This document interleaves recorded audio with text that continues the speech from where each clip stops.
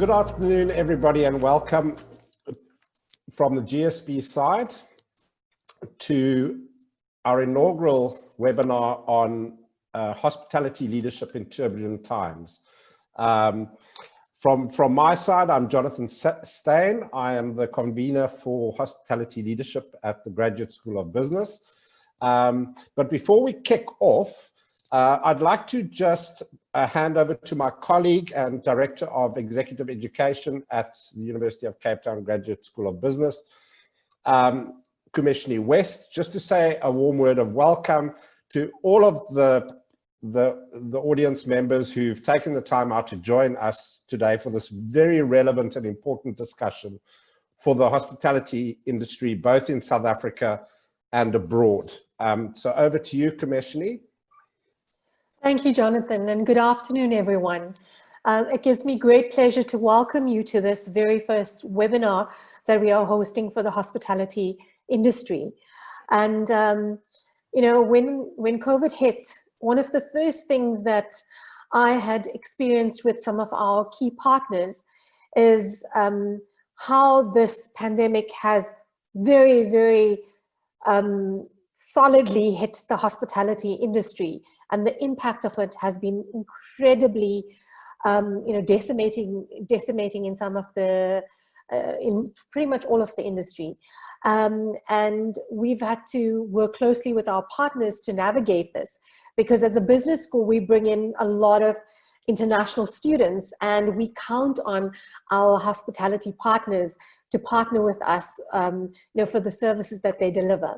So, you know, having walked that journey right up front from February with our key partners, I have really felt the pain, if I can say that the hospitality industry has faced. And I know that you've had to manage everything from the financial impact to the human resource impact to the individual impact, you know, and the global impact of what this means for you. And there are so many different aspects to hospitality that, that you've obviously have had to navigate during this really challenging time. So I'm really interested and excited about having all of you join, you know, both from locally and globally. We have an amazing panel that's going to be giving us some incredible insights. And I want to say thank you to Euan, Sarah, Moira, and Thembi for joining us this afternoon. I look forward to hearing what you're going to share with us. And I'm sure we're going to learn a lot from all of you. Thanks, Jonathan, and I'm going to hand back over to you.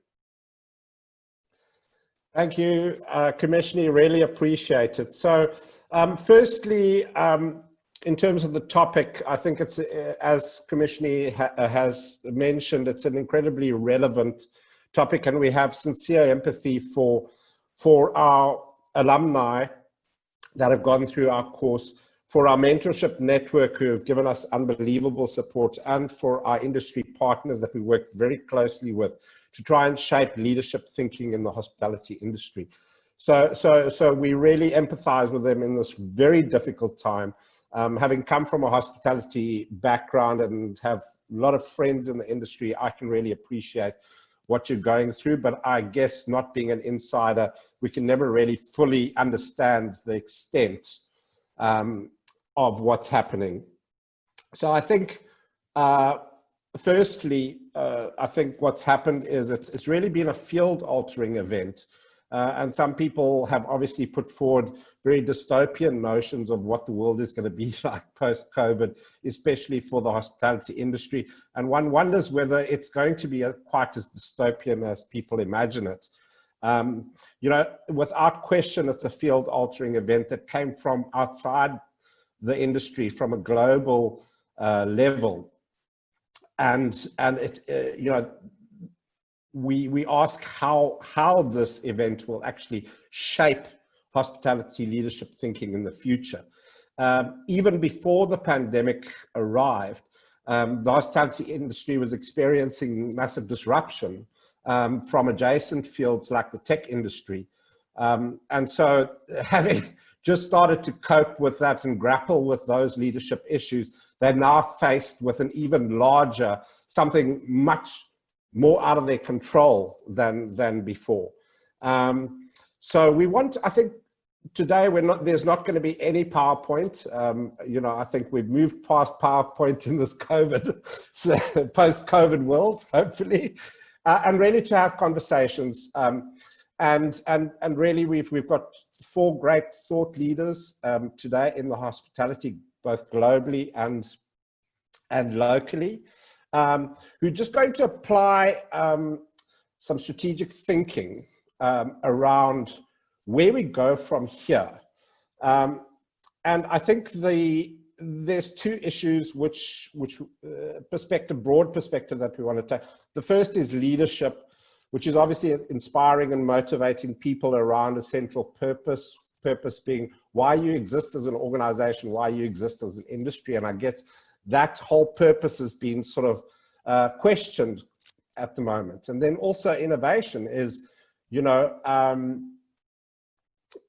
solving problems that matter, and working through them in a systematic way to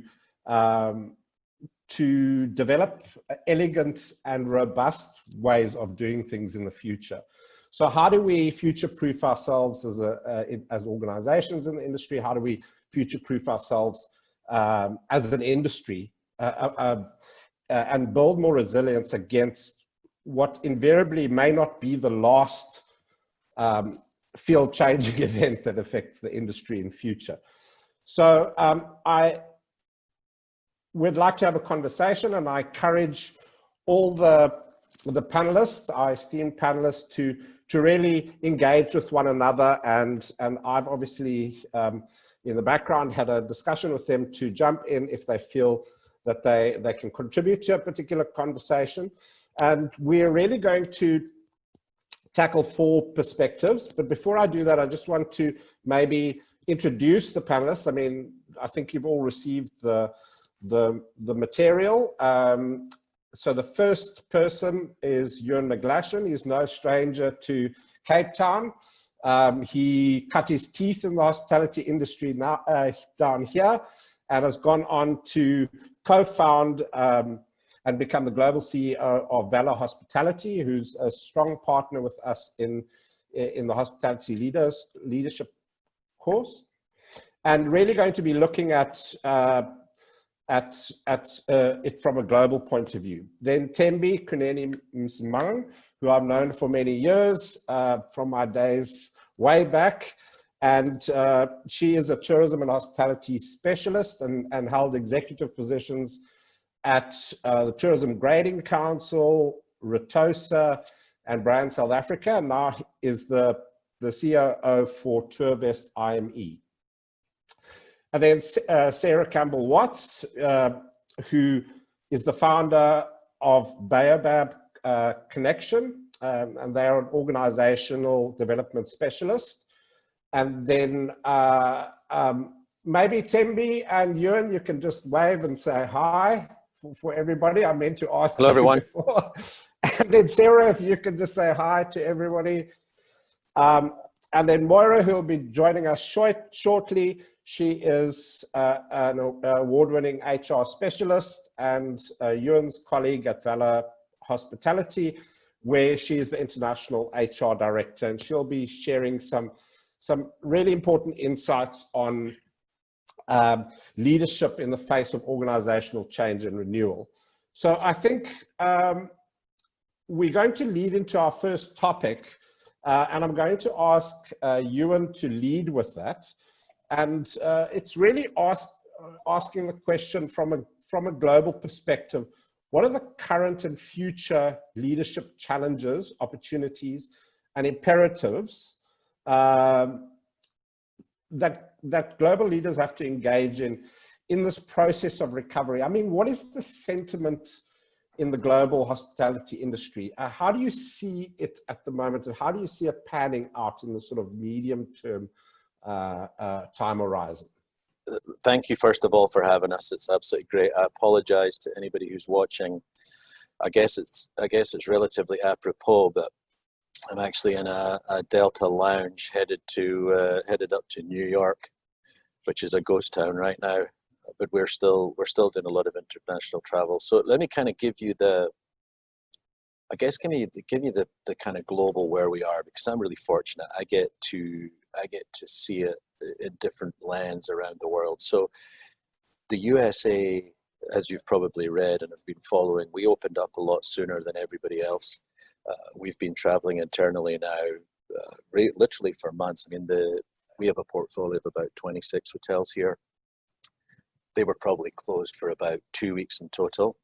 And not surprisingly, during summer, we actually traded very well, certainly in the mountain regions in Colorado and Wyoming, and then down at the beach properties with a lot of staycationers. So a lot of people were really, even then, if you think this really started heavily in January in the States, by June, I think the traveling population were frustrated and wanted to get out.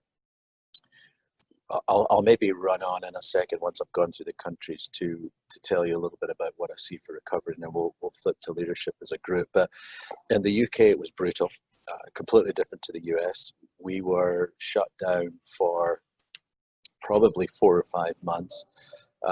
We started to open up again in summer. Same thing again, staycationers. So cities like Chester, which is a big tourist destination, and then Plymouth, which is a beach location, obviously were really, really busy.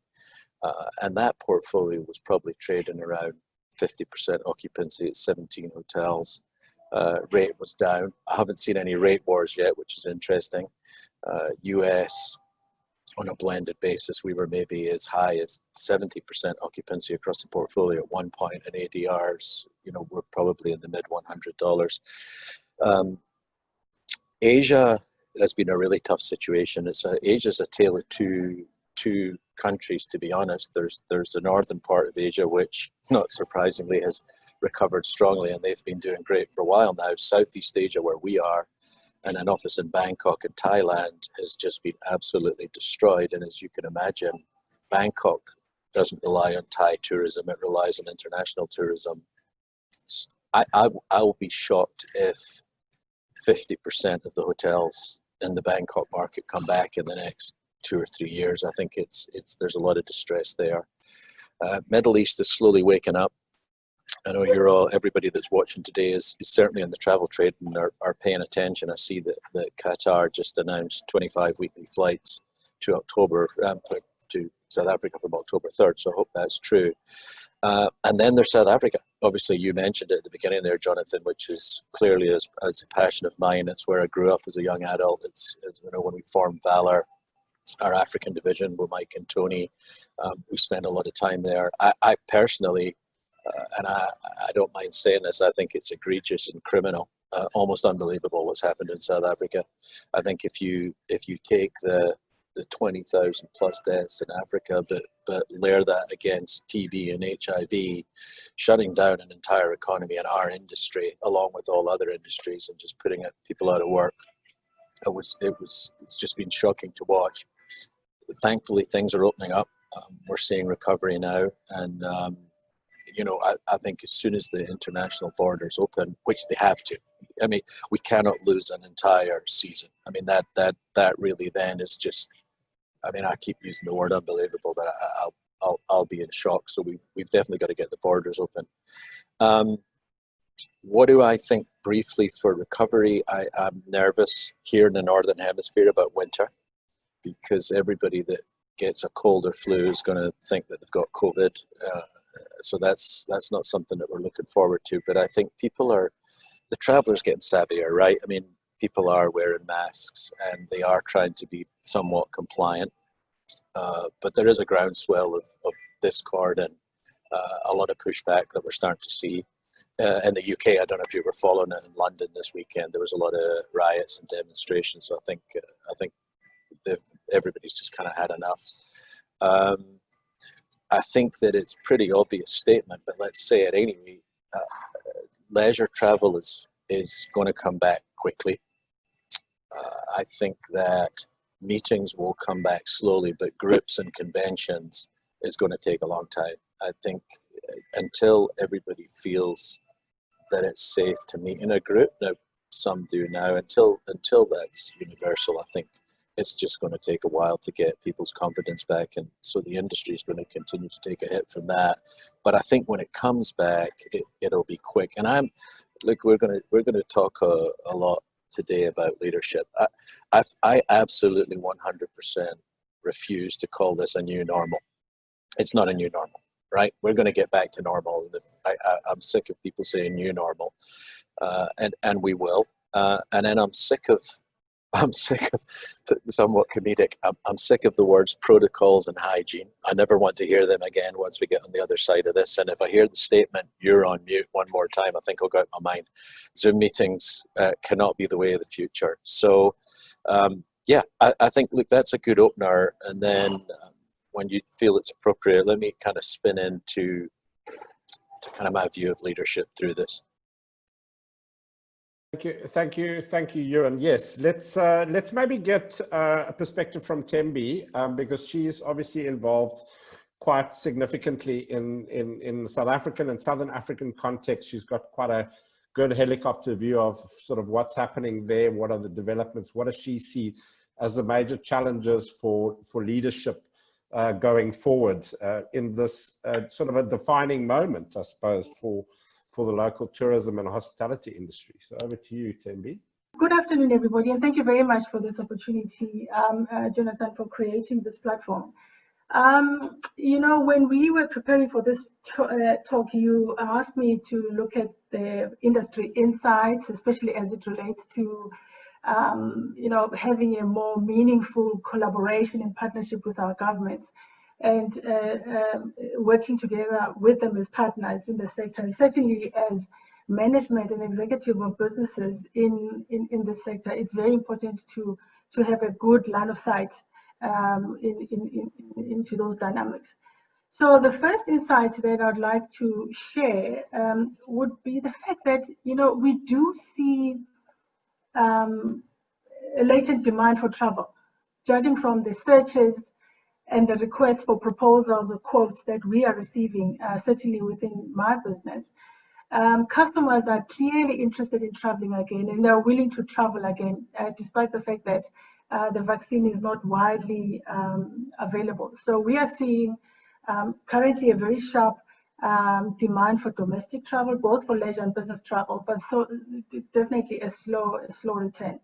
So I believe here a major unique opportunity for that is presented by COVID, over and above all the doom and the gloom and safety precautions, Euan, is the opportunity for a more focused private-public sector collaboration to really get the tourism sector back on track, and for us, as in partnership with government, to actually reignite the economy. It is important to remember that the role of government is really largely to create an enabling environment for us as tourism operators to thrive and to create the jobs and to contribute to the growth of the economy. So when an unseen enemy such as COVID-19 happens, it really is important to know that we can trust the system, that the system is dependable, the system is predictable. And therefore, we really do need the political support at the highest level of government so that tourism-friendly policies can be enacted and market failures that affect our operations can be addressed. So the second insight that I want to share is the fact that, yes, travelers are keen to travel, but they are restrained also when it comes, particularly when it comes to the leisure immersive experiences that they can have in the destinations, largely due to the necessary public health measures and safety COVID precautions. This is a point for Euan as well. Such as, you know, in some instances, in some destinations, we see mandatory quarantines, closures, and some restrictions in some of the leisure activities. So similarly, we find corporates that and corporate executives, when it comes to business travel, that are really eager and want to fly, but are limited by their corporate travel policies and their understandable commitment and focus to their health and safety of their own employees. So their policies restrict them. And we have a lot of corporates, for example, currently telling us that they do want to travel, and some businesses luckily have postponed as opposed to cancelling when with the onset of COVID, and therefore postponing to a date in the future. When exactly, they can't really say, and until they as a corporate make that call and make that corporate policy decision to say, we are now ready to fly. So this is where and why also air access becomes a critical, air access, not just air access, but air access and route support is critical and crucial for our tourism businesses. As we speak, I understand that our government is supposed to be announcing the list of countries that are allowed to visit or enter South Africa. When level 1 was announced by our president, and he actually also informed us that this list of countries or list of destinations that are allowed to fly in will be reviewed every 2 weeks. Now, this is great from a let us focus and prioritize lives over livelihoods, I believe, because imagine trying to sell a holiday package to leisure tourists around the world, or that incentive trip to global corporates who want to go on their incentive trip from our traditional source market. Imagine trying to sell those packages with a 2-week outlook. I mean, who in the world will put down a deposit to block that group of to block that those hotel rooms, knowing that in 2 weeks there may be another government-induced cancellation of the trip? It's a really difficult scenario, and that calls really for government and private sector to sit and collaborate and really engage at a deeper level that demonstrates that everybody understands how this industry works and what are actually the imperatives of making it a success. Because it's great to have a list of countries that are allowed to fly in here, but if you're going to review that every 2 weeks, there already is a big challenge. The third one, I want to just quickly, I don't want to take too much time, but the third insight, again, is very similar to my previous point in the fact that, you know, for the South African tourism sector to recover, it is really critical for us as a country to have the best of breed, world-class, fully automated e-visa.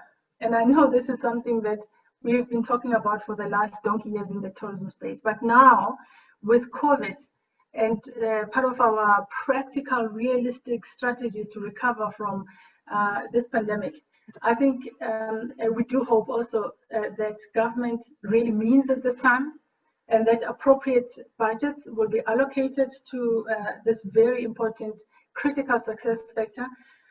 Because if we don't, I'm afraid, you know, if we don't implement this e-visa, we will just continue to fall even further behind other destinations. And then my last point, Euan, again, is the insights into COVID health, hygiene and safety protocols. And Euan, I promise this is the last time I'm mentioning the word. Customers need to be comfortable with all of the touch points in their journey, which means in any destination. So which means that as a travel industry, we are really as strong as our weakest link. This means that each and every one of the operators have to play their parts, and we all have to make sure that we enhance the confidence in this destination. And I hope all of us as operators, we've taken the necessary precautions and steps to make sure that our staff are trained and that our operations are COVID friendly. None of us, I'm sure, as operators want to be the first COVID incident after the opening of the international borders. It will not be a nice one, and certainly it will not make for good publicity for the destination. So while it is important, and it is very important for us to balance lives and livelihoods, we do have to ask our government officials who make these important decisions that impact directly our businesses. Why is it that an infection from somebody landing from a different country is more dangerous than an infection, say, from my colleague at work or my husband, for that matter. So these are really important questions. Medical experts, they've confirmed that these protocols, if we adhere to these protocols, as South Africans, we should be okay as a destination and as we go about our normal lives. I do strongly believe that all governments around the world should just focus on ensuring that tourism operators adhere to safety protocols that are acceptable and that are practical in their own environments. Instead Let of me I just want to jump in and say one thing here, Thembi, just so we're clear. I wasn't suggesting for a second that the protocols and hygiene aren't important, but we've been talking about it for 9 months now. Yes, we've all got it. We're good, right? We've got the protocols down. We've got the hygiene down. We know how to make guests feel safe. And to be fair, guests know how to make themselves feel safe, right? We're all responsible human beings, and certainly in the business that I've been in, and as I travel all my hotels, the guests that feel threatened have their masks on, wear gloves, or hand sanitizing, say don't come and service my room, etc. So I think the conversation now needs to change to what do we do to get a V-shaped recovery? Because there's all this talk about S recoveries, W recoveries. We can't recover with a W. We can't recover by this going on and on and on for years because it would just be a complete disaster if it's not already. So what we're trying to do is focus on what do we do to bring hospitality back? Yes, we want guests to feel safe, but equally we don't want them to walk into our hotels and everything screams COVID because there's plexiglass and tape on the floor, etc. So I think we're saying the same thing. I think the language now has just got to change, and then a bit of common sense, right? I mean, you look at the UK. I see Moira's on now, and she'll probably laugh at me because I go on rants in the company about this all the time. But you know, these latest Boris Johnson rules, they lack common sense. So what? Everybody's now got to leave a pub at 10 o'clock when pubs live on staying open till 12 because they need that 2 hours of training. So what are they telling us? That COVID comes out at 10:01? And by the way, you know what happens at 10 o'clock? Everybody piles out the pubs in groups. So what's really bothering me about all of this now is the fact that common sense is out the window. And I think what I heard you say really strongly there is we do need government action, but we need common sense policies that make sense, that keep everybody safe, but make sense and bring the industry back. 100%. And Ian, I'm very fascinated by the fact that you say your properties in the US, you literally close all of 2 weeks. So that means it is possible for us to actually ensure that our livelihoods do survive and prosper as much as possible, while we have an enabling environment by our government officials who just don't close down everything because then it doesn't make sense. The same way as saying that pubs must close at 10 o'clock. We have the same situation here. I think it's 10 o'clock here in South Africa. And the reason we get given is because then at between 10 o'clock and 4 o'clock, I think, in the morning, it is to prevent all of the people that want to party all night. Because after 10, I don't know, maybe you get more drunk than you do at 8 o'clock. I don't know. So we really do have to balance that common sense, absolutely. So, yeah, I think maybe let me stop there. Okay, thank you for that.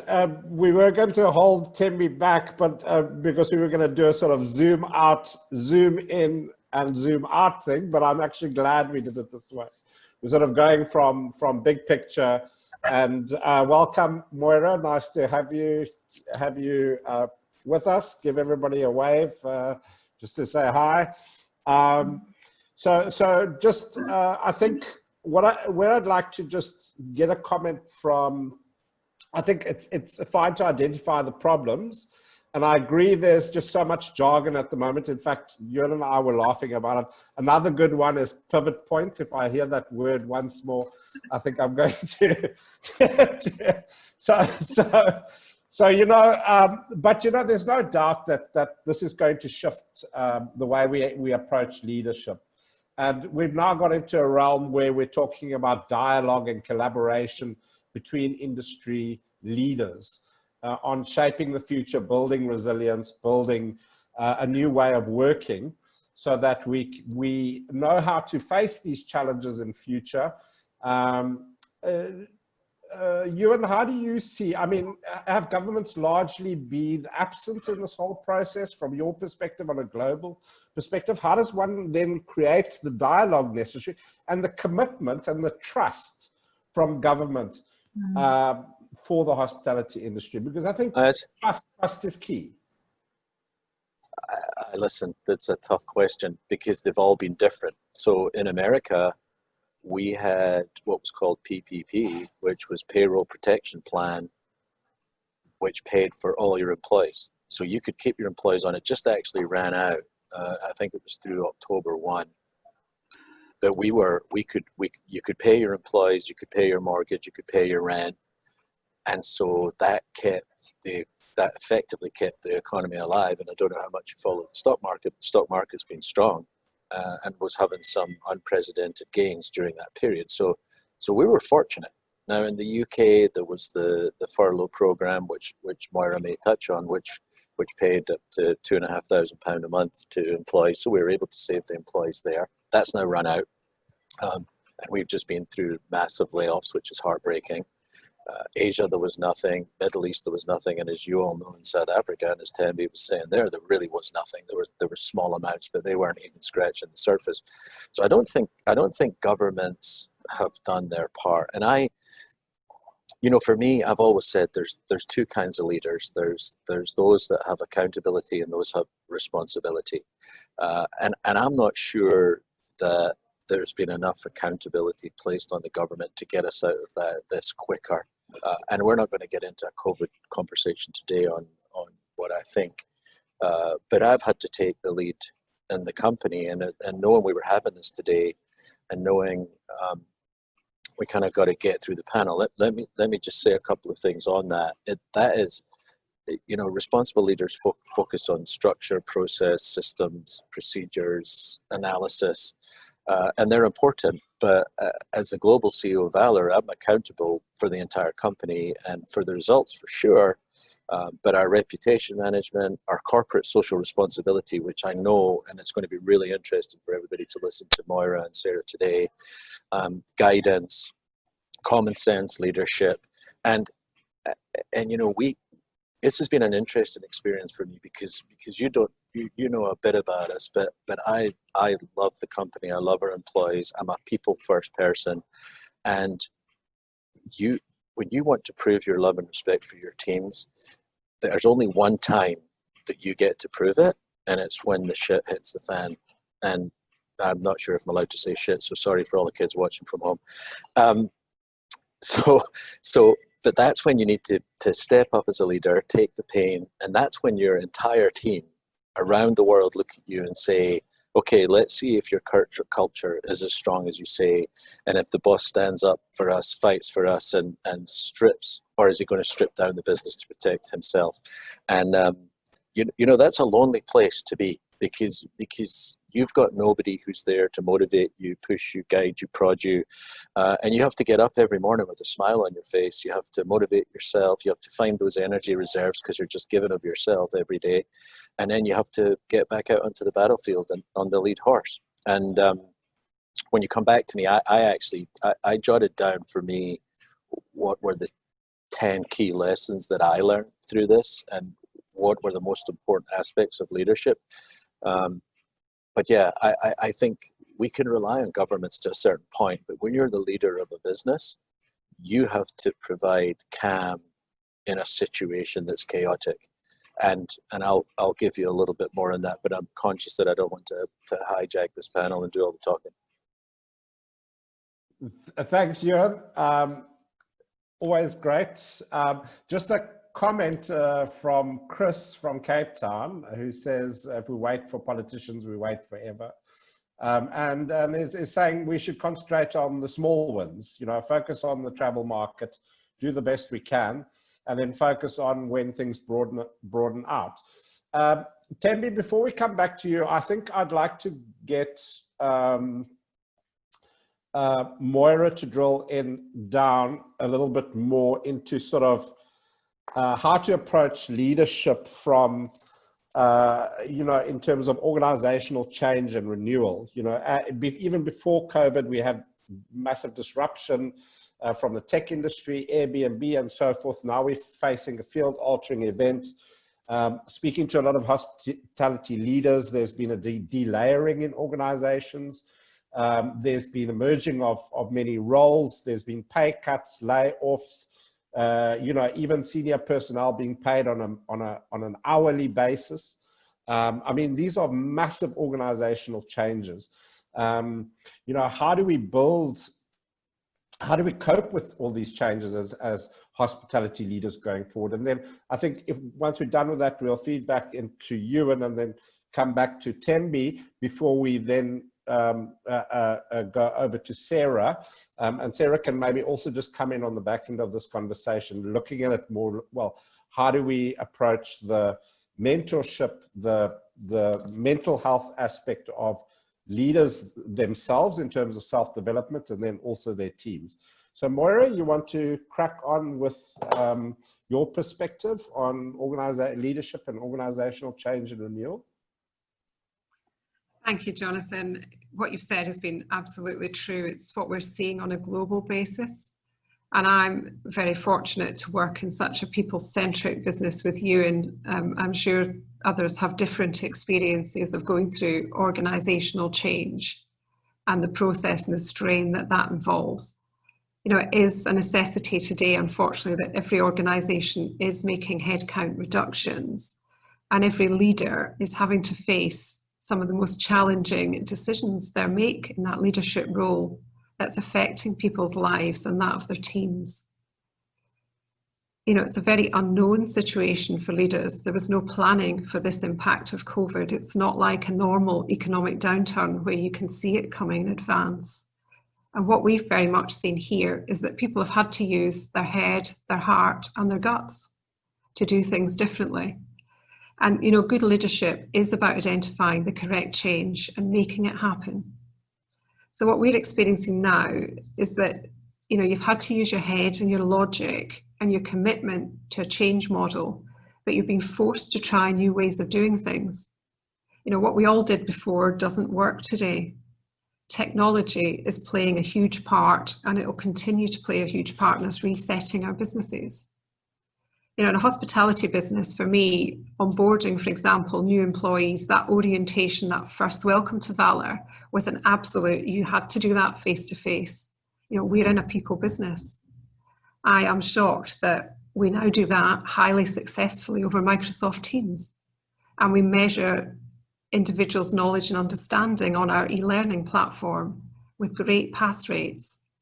And when we pulse check those individuals, you know, they're telling us they feel looked after, they feel cared for, they're welcomed back to work, and everything's in place for them. You know, I would never have dreamt that 6-12 months ago. And equally, colleagues in other industries are reporting it. You know, in retail, visual merchandisers can't go out and look at shop windows. They're using apps. There's less people involved in it now, but the job is getting done. And I think that's what we're forced to do. We're forced to find new and innovative ways to make our businesses successful and shape the organisational changes that we're seeing in hospitality and we're forced to look at for economic reasons to survive. Now, a good leader is the one that's going to design these new ways, they're going to execute it, and they're going to support the new structure and the new team. And these new teams, you know, they're probably feeling, if you relate it to the direct change model, for example, they're in a mournful stage. They're losing colleagues. They're being faced with enforced change on them. They're being asked to do different jobs and take on different responsibilities. And that leadership challenge is very much to form that new team. You know, we're all familiar with the Tuckman's model of forming, storming, norming, and performing. But how do we lead those downsized groups through this development today? You know, it's not in the same way as we've all practiced before. We're now faced with virtual leadership in many cases. You can't have all a team in position at one time to have a group conversation. We're relying and we're accepting electronic and virtual means as we're doing today. You know, the discussions over Zoom or Microsoft Teams, and the most common used word this year is, I think you're still on mute. These conversations are evolving and changing, and you know, we are seeing papers being written on this. Deloitte, for example, have published their 8-step guide. And it's important for us all to have restocked our leadership toolboxes and challenge ourselves and look at some of these new ways of doing things, not just relying on the traditional means. You know, we've got to take those individuals at different stages in the change cycle through that process, support them more, mentor them, coach them, be there for them on whatever level they need our help and support. And that's something Sarah's going to touch on shortly as well. And I think if we're all honest as leaders ourselves, as we've rolled through these changing times, you've all had perhaps personal spots of denial or resistance. But what's got us through it and what's made the difference are the people around you that have supported you and helped you and given you the strength to find your guts and go on for what you saw as the sight ahead of us. You know, it's the toughest decision we ask to make leaders to make is changing people's lives. And nobody can underestimate that on the individual.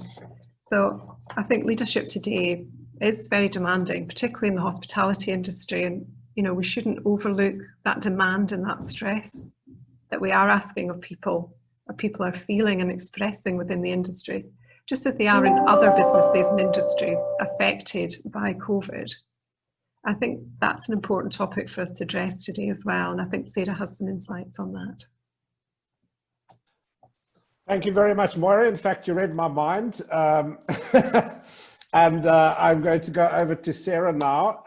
And just, you know, it's a really, really interesting topic because, you know, the anxiety levels are really palpable when you speak to anybody in the hospitality business. And, you know, there's two sort of perspectives on this. So one is yourself as a hospitality leader, and then your team as a group of leaders or leaders within the team. And when I come back to Moira and to Euan, who's going to tell us a few of his lessons, and then to Thembi or her perspective, I also want to talk a little bit about values-based leadership, flatter organization structures built around shared values and purpose. You know, and I think that's incredibly important in the South African context. But I think to share her insights and perspective, and someone who's done quite a lot of work in this in the hospitality industry, I'd like to hand over to Sarah just to give her perspective on, well, how do we manage the mental health, anxiety levels, coping with stress for hospitality leaders?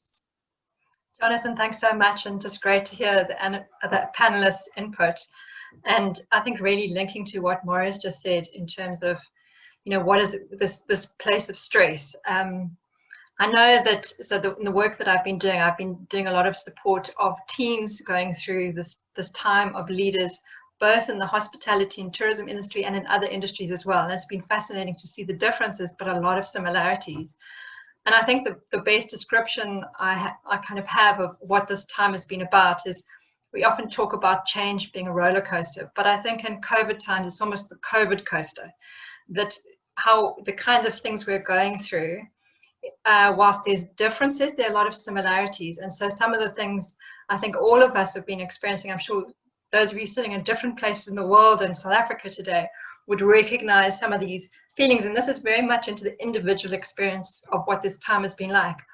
On one hand, it's been these feelings of stress and overwhelm and anxiety. I think there's probably more sleepless nights been happening than at other times. I think other people have been talking about being in almost this fog-bound state, this kind of blur of, you know, they've talked about you don't even know which meeting you're on and which day because it all sort of blurs into each other. And for others, there's also been this experience, like for some, I've noticed that for some it's been a time as there's been less busyness and like with shutdowns, being able to actually pause and step back and has been a breather. And for some people whose children have been at home, actually time of connection. So the experience has been different, but I think it's very personalized. So we see this experience through our own lenses. And I suppose as leaders, the invitation is, how do we be able to see it not just through our own, but through each other's as well? I think an important part to understand and to think about in terms of how do we respond as leaders is we really need to understand what happens to us when we are in a place of stress and overwhelm. And I'm going to give you just literally a 30-second little tiny bit about the brain, because I think once one understands that, it gives you some really interesting insights about what you can do differently. So this is the quickest intro to the brain if you don't know much about it. But just very simply, we talk about 3 key aspects of the brain. I'm going to use my hand to represent it. So at the base part of the brain, we talk about the reptilian brain, which is the part of our brain that's all about survival. It's detecting threat in the environment. We don't even think about it. It keeps our heart rates going, keeps us breathing, it keeps us doing all the things we need to do to survive. Central part of the brain, we call it the limbic system, or it's the emotional place, and that's a place of memory and feelings and those kind of things. And then wrapped over the top, almost as demonstrated in my hand, and what comes in here is what we call the prefrontal cortex. And that's the place of great quality thinking. So that's the place where speech comes from, our ability to be analytical. And so the interesting thing is what happens when we're in a time of stress. So I think that the reptilian brain is designed to help us survive, and it's always detecting threat. So imagine at this time in the world, at a time of a pandemic, how this threat center has been activated. So the reptilian part of the brain, I think, has almost gone into an overdrive state.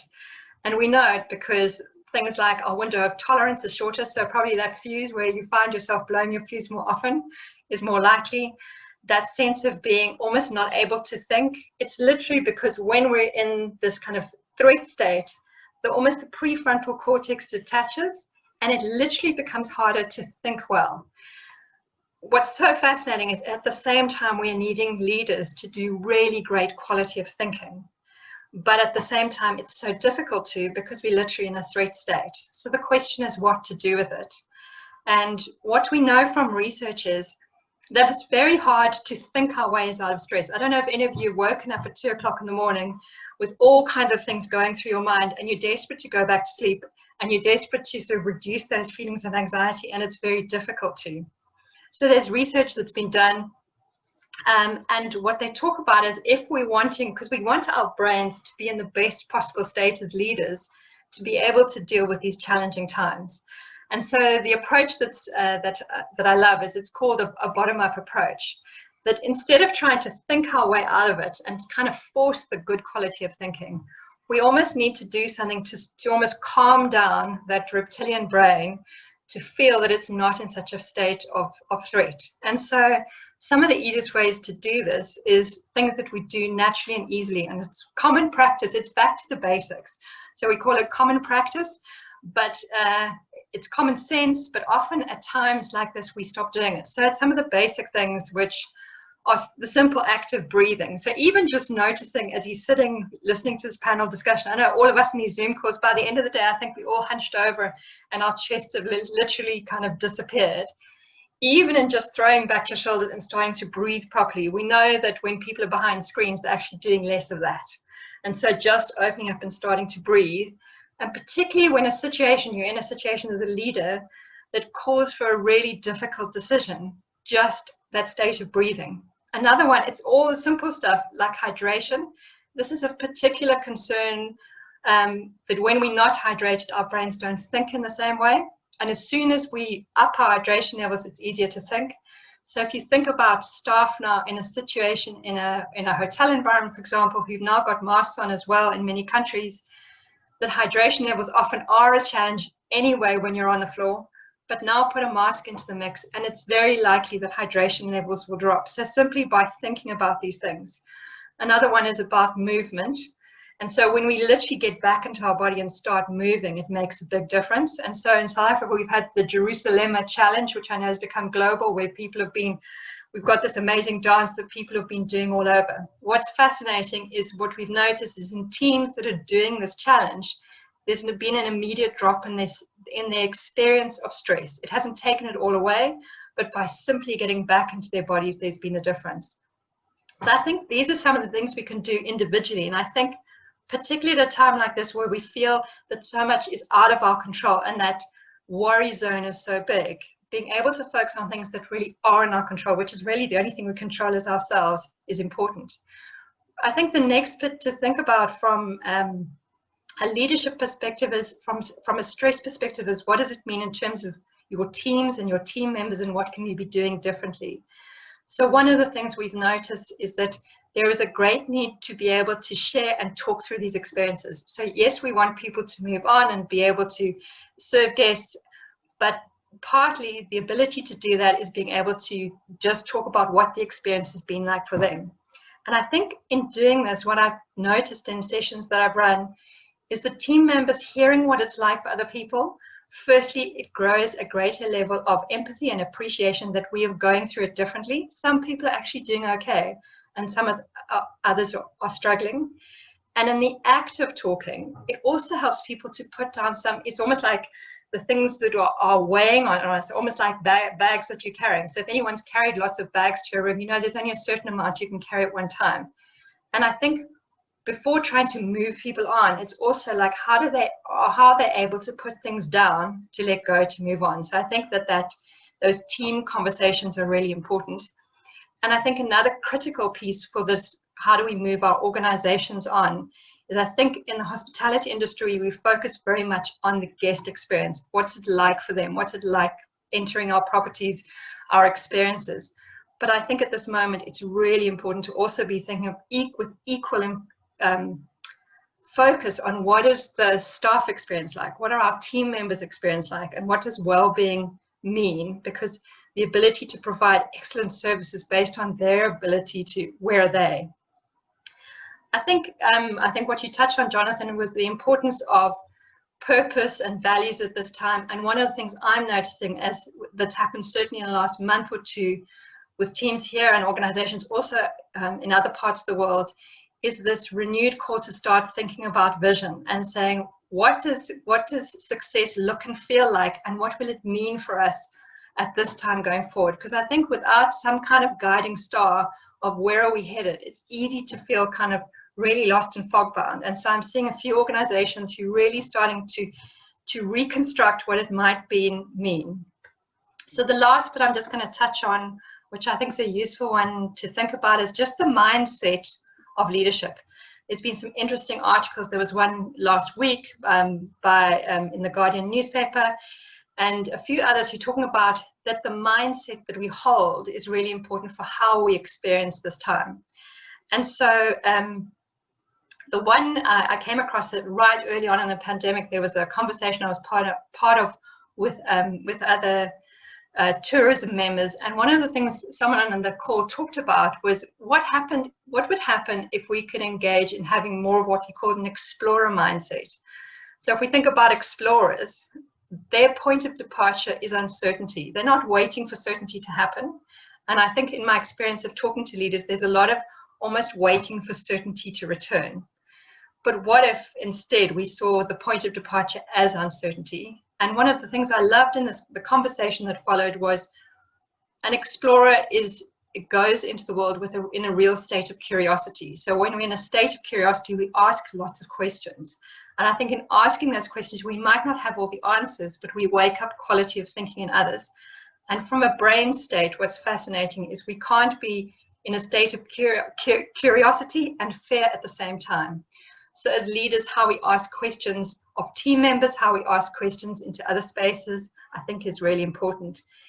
The other piece I've seen that's a really interesting perspective of this time was somebody talked about right early on in this pandemic was this time going to be a blizzard, a winter, or a mini ice age? And what they meant by that was a blizzard is something bad's happened, run inside, batten down the hatches, run around frantically and hope when it stops, you'll just walk out and it'll be gone. And it will be within a moment or two. A winter is, it's a few months, it's okay, come out, some things might have changed. And the mini ice age is really, it's for a longer period, and it takes a different kind of thought about what does this mean for resources, what does this mean for roles. But as a leader, it's also what does this mean in terms of our mental endurance. And I love, there's a quote that says that resilience isn't about how we endure, it's about how we recharge. I was speaking to one leader yesterday, and her perspective when I shared this analogy of the winter storm, the blizzard, winter, or mini ice age, she said, I realize I've been going through these last few months like I'm in a blizzard, frantic, and I'm actually exhausted. And what I realize is I'm needing to adjust how I'm approaching it more in the mini ice age way, that I'm actually pacing myself as a leader. And I think there's an important thing about pace.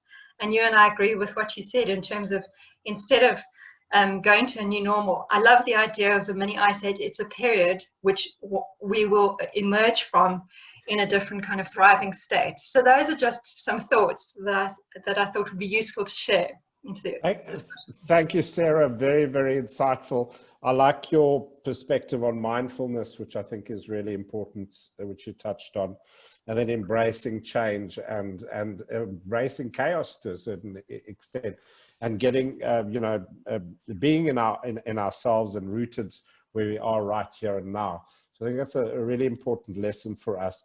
So maybe Thembi just wanted to pose a question, have a short exchange. And then I think I'd like to also just zoom out a little bit to focus on sort of experiences, because you said, yes, we tend to focus on people, the guests, and externalize. But let's also look at it and then go back to Moira and talking about how do we look at the experience in terms of organizational change. And then I think we'll come back to you, Sarah, because I think I'd like to explore this whole question around how do we get people to embrace this new way of thinking. Thembi, you had a question? Yes, Sarah, thank you very much. I actually enjoyed what you had to say, and I've learned a lot. I have a team. I love my team. Very hardworking, dedicated, highly productive people. I'll be very honest, I battled with the sense of, it's not desperation, the different emotions you were describing, and I don't know how exactly to define it. When you're faced with a situation where you have to literally tell people and retrench them or halve their salaries, it is a feeling of, I'm under so much pressure personally and psychologically to make sure that the business does survive, that we come out of this tragic hole that COVID has dug for us. So it's not really about the business, but it's about all of these people's lives that are hanging over my head. And I don't know how, and I'm completely helpless because the government has taken a decision to say, we're going to allow this, and now they've just announced some of the lists of the countries that are allowed to come into South Africa, and I see that indeed the 2-week notice is actually being legislated. So it is really, really difficult. So what sort of advice you would have for people in my situation? Hopefully some of them are listening. How do you engage with that emotion of so much responsibility on my shoulders? None of it my doing, but it's there nonetheless, and it's quite debilitating. I just wanted to ask if it's possible for you to have a one-sentence answer. Yeah, quick, because I want to hand over to Euan. He's got planes waiting.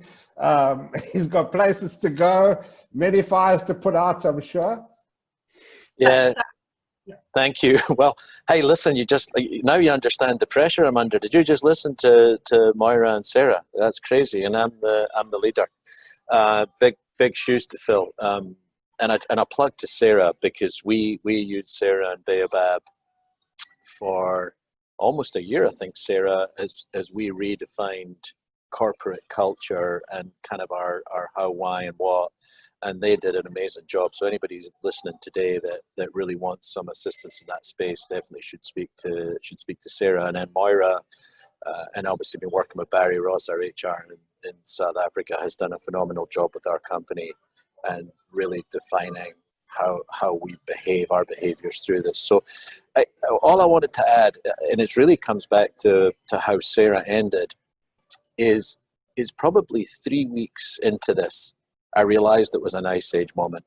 I knew that it wasn't going away anytime soon. I hoped it was going to be 3 or 4 months, but here we are 9 months later. And what I did is, just from 35 years of scars on my back from being in the hospitality business and then many, many years of leadership, I wrote myself this kind of 10-point cheat sheet that I stuck on the dry eraser board in my office, just to remind me what I thought was going to be key through this. And I just wanted to share that because I think it's important.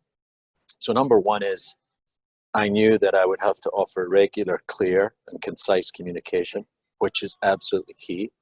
Number two was, within those communications, I wanted to make sure that I was providing clarity and transparency on the situation with no BS, no conjecture. I didn't want to offer opinions of what I thought of the situation, and make sure that everybody knew, and this level of fear sometimes goes away when someone who's your leader is telling you the truth and kind of saying it's going to be okay. Then I wanted to make sure that I avoided chaos. I think bad decisions are made in an atmosphere of chaos, and you got to be calm while maintaining that sense of urgency. And there's always been the sense of urgency, and you can't lose that. As Moira touched on, I wanted to make sure that I was always providing hope and motivation and energy was absolutely key. Then I wanted to make sure I stayed focused on the tasks at hand, exercise a suitable amount of compliance, but at the same time be a part of forcing recovery. We've talked about that today. We can't sit back and wait for someone to help us, because I'm not sure that person exists. I don't agree with how COVID's been handled in many aspects, and then I niggle when niggle's needed. I do, and we can force recovery, and I think that's the job of a leader. I always know, and I'm able to see light at the end of the tunnel. There's always light at the end of the tunnel, and you have to provide that.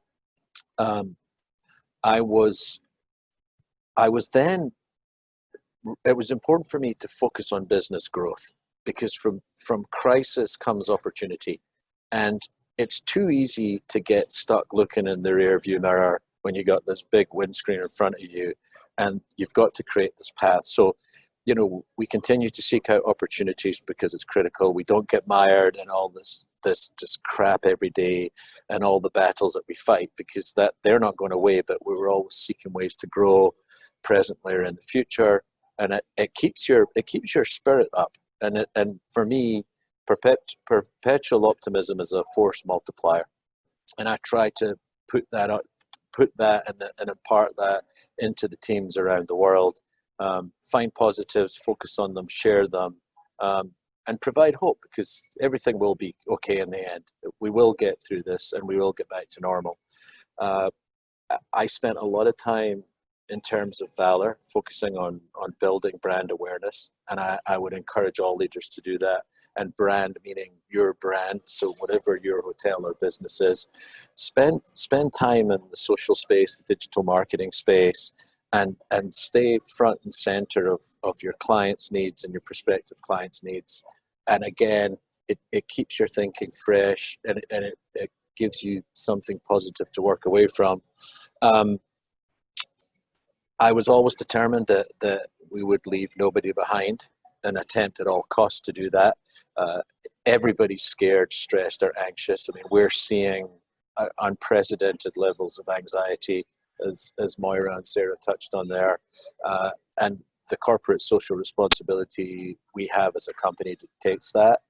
And then I think the last thing that was really important to me was just to have a vision and be demanding and consistent on striving to make it a reality. And we will get through this. But I think it's not a bad idea to have a little cheat sheet like that you keep on your wall, because it's the first thing that I see when I step into the office every day, and I read it, and it reminds me of all the things that I need to be doing to be inspirational but providing clarity. So thanks, Jonathan. I just wanted to make sure I shared that before I run to my plane in 10 minutes. Fabulous. Thanks so much, Euan. Great to have you here in this important conversation. Maybe just before you leave, we can just cycle quickly, just get a quick perspective on how do you think the business models are going to change? It's a question that came from the audience, and with different organizational structures, how are we going to cope with change? I mean, do you see dramatic changes happening in the way hospitality businesses are run? So even before COVID, you had Radisson Red, delayering, having a completely new business model. Do you see that changing? I mean, Thembi mentioned touch points. I mean, how is it going to affect the touch points within experiential design? Truthfully, I don't. And I think that would be a dangerous way for us to think, because I think if we see a world that involves plexiglass at a front desk, for instance, okay, now COVID does go over and around and under, just for the record. If we see a world that's plexiglass and markers on the floor about where you can and can't stand, then that's a pretty sad world, and by definition there is no experience. So I don't think that we're going to be back to that world at all. I think we are going to get back to normal. I think that we mustn't forget, we always do this as an industry. We take the weight of the world on our shoulders, but the guest has to take some sort of responsibility for themselves, right? Because they know they're coming to us. Everybody in the world's aware of COVID. There's nobody who doesn't know about COVID. So if a guest feels threatened, but they want to travel and still have the experience that we deliver, it's up to them to sanitize. It's up to them to wear the mask. It's up to them to social distance from the other guests. And I think if we get stuck in this spinning wheel of, we as a business have to keep taking care of everybody and not just be responsible for bringing our business back, but making sure that everybody's always safe, then we'll never get out of it. And I think it's a fine balance.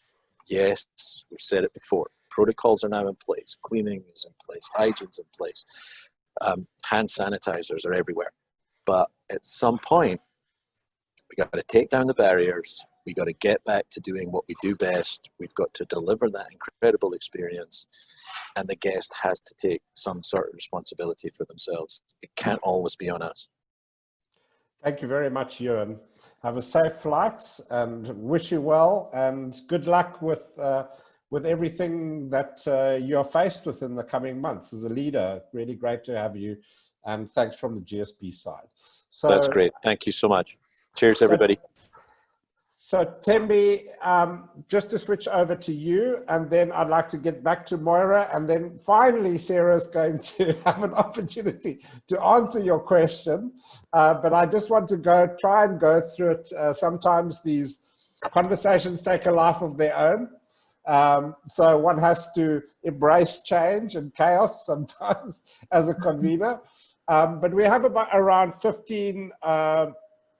10 to 15 minutes left. Before I ask each of the panelists just to give a summary of what they've said and some inspirational thoughts for the future. And to the audience members, please keep sending your questions. Hopefully a lot of them have been answered, and I'll try and answer the ones that come in from now. So Thembi, maybe just your thoughts on experiential change, business model changes in the future, South African context? Yeah, I think change has been forced on us, even if you didn't want to or were not thinking of it. I think the pandemic has really forced a number of changes in a lot of businesses. From my experience, I think the single most dramatic one was, of course, right-sizing the business in various ways. Firstly, when it comes to the teams, reviewing the teams, reviewing their performance contracts, reviewing their contracts, for that matter. But right-sizing the business really to absolute skeletal and making sure that you are able to to provide some sustainability, albeit quite minuscule compared to the normal remuneration levels, but at least we can keep the doors open, keep trading, keep that communication, open channels with the clients, which are very important. And that is why I suppose from our perspective, we have such a higher percentage of clients that decided to postpone their events and travel arrangements versus complete cancellation. So that provided some relief. The second point for me, which is very important, is or change that has been forced on us, is a complete review and a review and rethink of the way we contract with our suppliers and also with our clients. So in the older days, we would literally act as a bank and provide the necessary cash flow for all the deposits that need to be paid to different suppliers in securing the client. That is being reviewed dramatically because there just is no free cash flow in the business. So we have to, unfortunately, because we being at Tourvest IME, we're focusing on business events and business tourism. We have a whole lot of suppliers down the value chain, and we have to, unfortunately, push that right back. So, Mr. Client, are you able to pay anything up front if you want us to assist you and offer you a world-class service? And if Mr. Client says yes, then it's easier. Then we can take that upfront payment from the client and assist in securing whatever services we need across the value chain. That whole business model really is being reviewed, and with some clients and some suppliers, we're having a lot of successes, but I fear that suppliers who are not able to be flexible enough in terms of their deposits that they demand from us in securing their service, that's going to be a pretty tricky situation to manage going forward. But it cannot be business as normal as in the past. Technology plays also a very critical role, Jonathan. We have to use, we are forced to use technology to enhance our performance as a business and also as teams. For example, we recently purchased a CRM system. There are now a number of them, such as Zoho or software, that really allows at least me from a central perspective to look at what my teams are doing, what businesses, what clients are visiting, what businesses they're signing up, etc., and to really look at the client from cradle all the way through to the grave. So technology to enhance performance is another key change in your business. So no longer use of those many spreadsheets. The fact that we can have this wonderful session via, I mean, we're all sitting at home, or Jonathan, I think you are pretending to be in the office, but we are all at home. Exactly. and we're having this amazing session here with all these the bottom half is my pajamas. You see, exactly. If you could just wrap it up, Thembi, because I want to run to Moira, okay. And then Sarah, I've got another question for her, and then so I can just give you guys time to wrap up. Your point about the bottom half being in pajamas, exactly my last point. Working from home has a lot of advantages and disadvantages, but the key important thing about working from home is that whole myth that working from home is not productive has literally been shot through the window. And we've learned that we actually can be much more productive working from home because we can only focus on output and productivity. No longer, I've been at work since 6 o'clock in the morning type of nonsense. Nobody's focusing on the input necessarily, but on the actual output. So sitting at home, Zooming, sitting in half part of your body being in pajamas, how productive are you? And that is what has it the most. Okay, so that's my last one. Thank you, Moira. Your perspective on this, and just to continue what you started to touch on, and then to go to Sarah, I've got a couple of questions, and then I'll give each of you an opportunity to wrap up. Thank you, Jonathan, and great to see some of the comments coming through from those attending the seminar that really enforcing some of the messages that Euan and I have certainly felt and been giving in our business. Leadership for us to be successful is about the head, the heart, and having the guts to do it. It's interesting, we are totally aligned with our vision and our strategy for the business. It fits through COVID just as it did pre-COVID. And we are reimagining things, we are changing things. And somebody said it from the audience, you can't wait for somebody else to bring you solutions. And that's our jobs as leaders, is to innovate that change and have the guts to execute it. I love Sarah's insight into helping us mentally cope with that stress. And I think that's an important part that we've all experienced and we continue to experience. Years ago, you used to say, park your baggage and your personal life at the door when you came into work. And that's so not true today. You have to help and support the whole of the person and show empathy and help them through whatever is going through their minds and what they're coping with as an individual right now.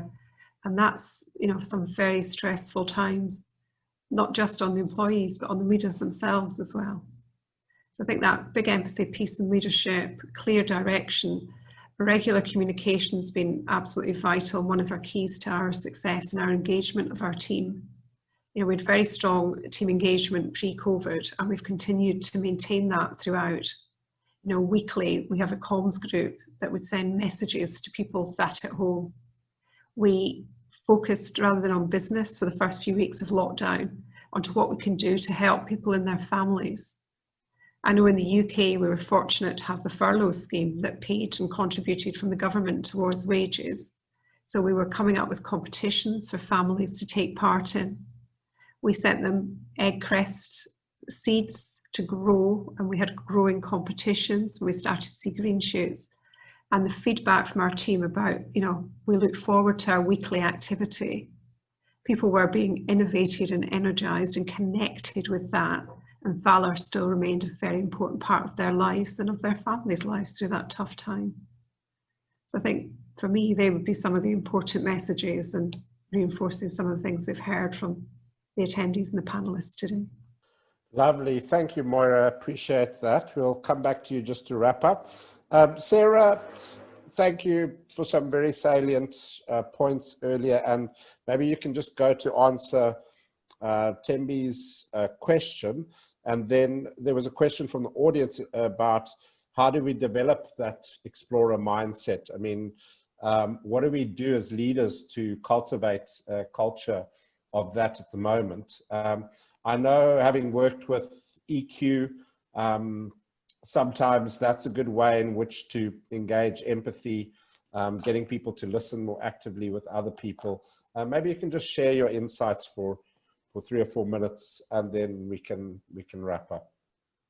Great, thank you so much, Thembi. I'm pleased I had time to think about how I responded to you, because I think it's a really big question at the moment, and I totally appreciate that some of the, like as leaders, the decisions you've had to make and this huge weight of responsibility, I think it's a very real and tangible thing. And the image that came to mind, I suppose there's 2 answers in it. The image that came to mind is, I'm not a diver, but I understand when people dive right down with their tanks and they go down deep, that when they come up, they don't just boom straight up and carry on with their day. There's a kind of a decompression. There's a pace at which they come out of it. And I think one of the things is, I think particularly looking after yourself as a leader, and you know, all that good stuff I talked about in terms of just reconnecting with those simple things, because I think it's so easy to put that aside because one's trying to do so much for other people.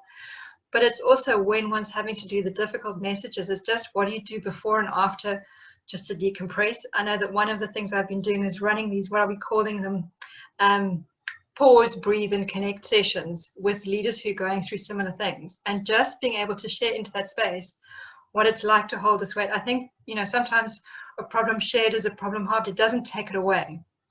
But I think the processing it individually and collectively is really important.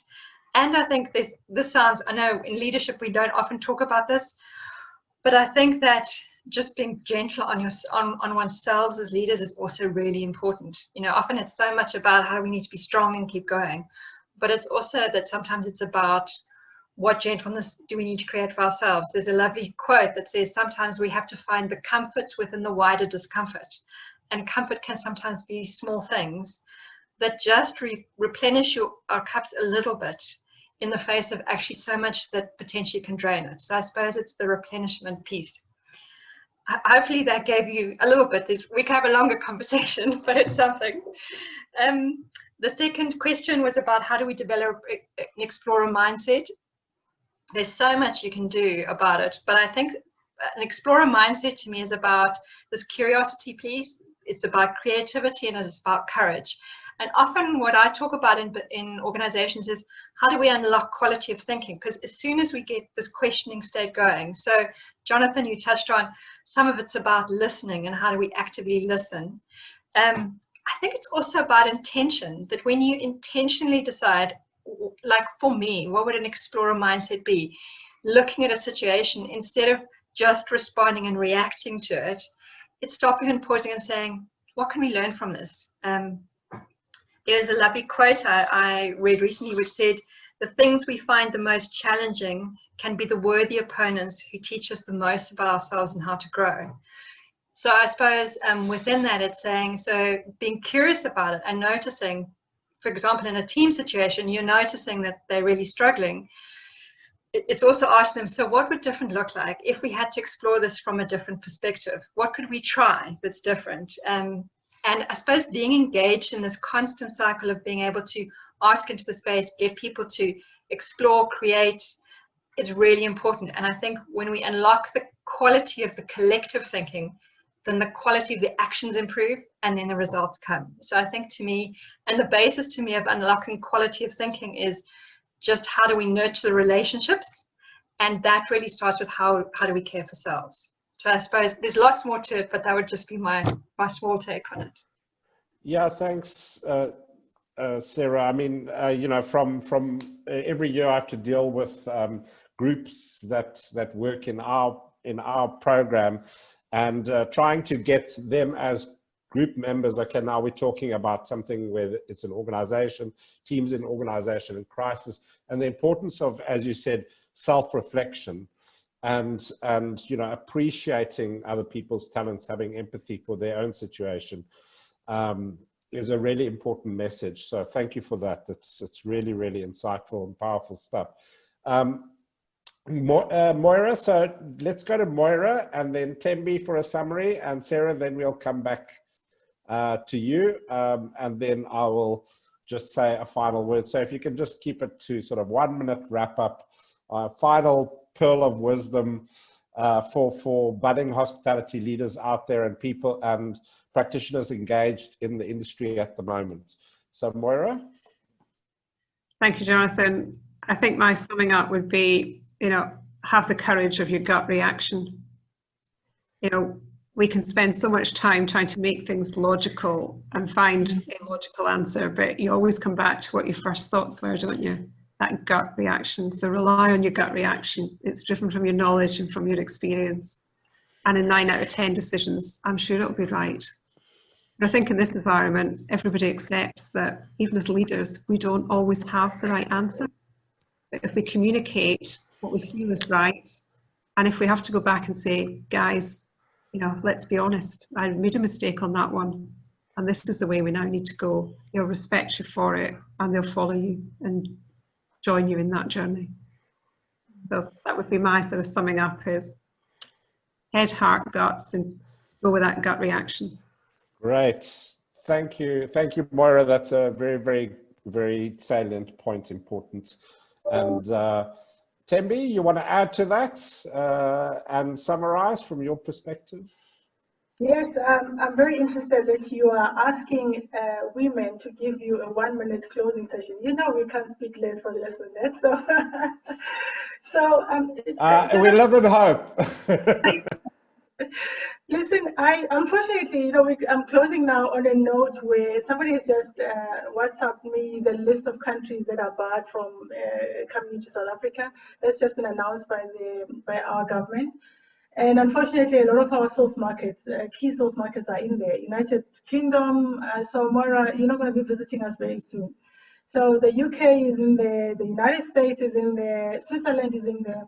So it just gives us, and unfortunately also the 2-week review process is in there. So how exactly we are going to be selling packages to come into the country and doing our bit as operators to contribute to the revival of the tourism sector, I guess your guess is as good as as good as anybody else's. But clearly, we are facing in the coming months, as I see it, the coming months bring with it a lot of potential and huge uncertainty, actually in equal measure. You know, so the surviving entities will be those who really embrace this moment of craziness, listen through the noise and seize the moment really to reset, embrace and preserve this crisis-induced agility and ability to recover from the impact of the COVID-19. So that's all I can say at the moment, and really good luck to everybody, and may God be with us all. But tourism sector is a critical cross-cutting sector that really, really has to survive, and we must all give it our best. Thank you. Thank you, Thembi. Appreciate it. So I'm going to end just with, some of you might have seen this on Facebook doing the rounds. There's been line drawings out of a book which is written by Charlie Mackey, which is called The Boy, the Mole, the Fox and the Horse. And there's this one page in this book that I love a lot. And I shared it with a few teams, and it's out of everything I've shared, it was the one piece that people resonated with the most. And I think in a moment you'll links directly to what Thembi was saying in a way. So on this page is a line drawing of a horse and a boy. And what it says on the page is, the boy says, "I can't see the way forward." And the horse replies, "Can you see the next step?" And the boy says, "Yes." And so the horse says, "Just take that." And I think at this time, there's no way we can see the full pathway forward. I think in the past, there was this kind of expectation on leaders that you needed to know the whole path. And just listening to what Thembi's just said, there's no way of knowing the path. And in a way, there's a permission to not have to know the whole pathway now.